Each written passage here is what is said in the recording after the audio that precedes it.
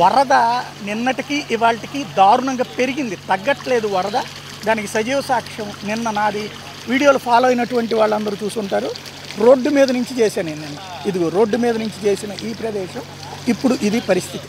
టోటల్గా చూస్తే ఓ పక్కన కుండపోత వర్షం కురుస్తోంది, రెండో పక్కన ఈ పరిస్థితి ఉంది.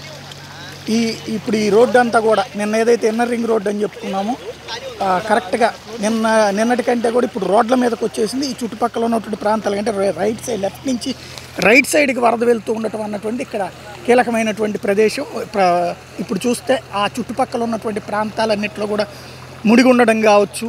ఇప్పుడు ఈ వాటర్ ఎటుకి ఇది పెద్ద సమస్య ఏమైందంటే వాటర్ రొటేషన్ ఎటు వెళ్ళాలి. యాక్చువల్గా ఇప్పుడు మనం చూస్తున్న ఫ్లో అటువైపుకి వెళ్తుంది, కానీ అసలైతే ఈ వాటరు ఈ రూటుకు వెళ్ళాలి, ఇటు నుంచి బయటకు వెళ్ళిపోవాలి, కాలువల్లోకి వెళ్ళిపోయి కాలువల లోపల నుండి డైరెక్ట్గా సముద్రంలోకి వెళ్లాల్సి ఉంటుంది. ఏది ఉప్పుటేరు నుంచి కొల్లేరు మీద.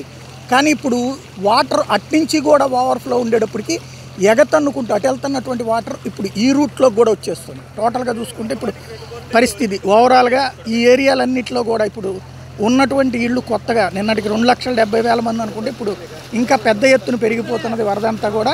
ఇంకొక వైపున సహాయక శిబిరాలకు సంబంధించి అర్జెంటుగా అవసరమైనటువంటి వాళ్ళ కోసమని కొన్ని ఏర్పాట్లు చేస్తున్నారు. ఇక్కడ ఇట్లాంటి బోట్లు ఏర్పాటు చేశారు. ఎవరైనా ప్రాణాంతక పరిస్థితుల్లో వస్తే మాత్రమే తీసుకురావాలన్నటువంటి కాన్సెప్ట్ తీసుకొచ్చారు.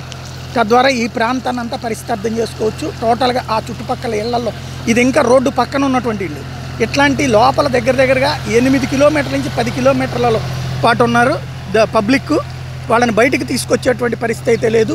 ఇంకా 1 రోజు పడుతుందో 2 రోజులు పడుతుందో తెలియదు. ఎందుకంటే నిన్నటికంటే వాళ్ళ ఓవర్ఫ్లో అయింది. పైన ఇంకో పక్కన మున్నేరు పొంగి ప్రవహిస్తుంది. మున్నేరు ప్రవహించే నీళ్ళు కూడా వచ్చినాయి అంటే చాలా ప్రమాదకరమైనటువంటి సిచ్యువేషన్ ఉంటుంది. ఇంకా పెరిగేటటువంటి అవకాశమే కనబడుతుంది.